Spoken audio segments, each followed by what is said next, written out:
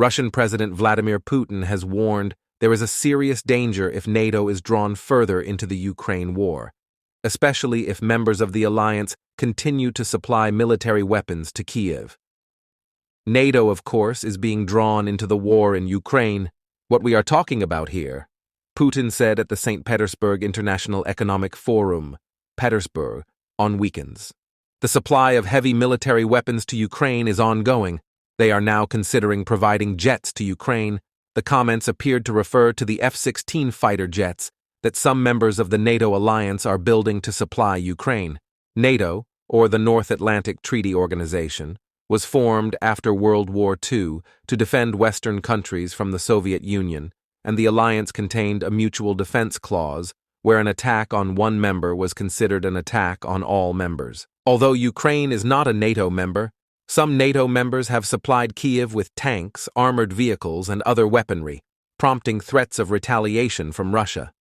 German Leopard 2 tanks, British Challenger 2 tanks, and American Bradley and Stryker vehicles are among the Western equipment that has been sent to Ukraine. In late April, NATO Secretary General Jens Stoltenberg said that NATO allies and partners had delivered more than 1,500 vehicles and 230 tanks to the country. In his speech in St. Petersburg, Putin said Russia had destroyed tanks, including Leopards, on the front line, and if they are based abroad but are used in combat, we will see how to attack them and where we can attack the means that are used against us in combat, Putin said. This is a serious danger of further dragging NATO into this military conflict, he added. During his speech at the forum, Putin also insisted Russia's large number of nuclear weapons would guarantee its security, noting that Russia has more such weapons than any NATO country. According to the Arms Control Association, Russia had a total stockpile of about 6,250 nuclear warheads as of January 2021, while the U.S. had more than 5,500 and two other NATO member states, Britain and France, had about 220 and 290 nuclear warheads, respectively. Nuclear weapons were created to guarantee our security in the broadest sense and the existence of the Russian state, Putin said. Also, we have more weapons like this than NATO countries. They know it, and they continue to push towards negotiations on reductions. In February, Putin said he would suspend Russia's participation in the New START nuclear arms reduction treaty with the United States, jeopardizing the final pact governing the world's two largest nuclear arsenals. The Russian Foreign Ministry later said the decision was subject to reversal. The treaty limits the number of intercontinental range nuclear weapons that the U.S. and Russia can possess. It was last extended in early 2021 for 5 years.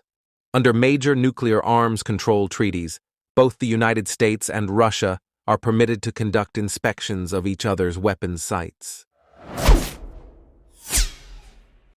Ukraine's ambitions to join the European Union, EU, received an important boost on Wednesday, 8/11/2023, when the bloc's executive body said detailed negotiations should start next year. The European Commission said in a report that so-called accession talks should finally begin, nearly 18 months since the bloc accepted Ukraine as a candidate state. The same report recommended that the process also start from Moldova, which borders Ukraine.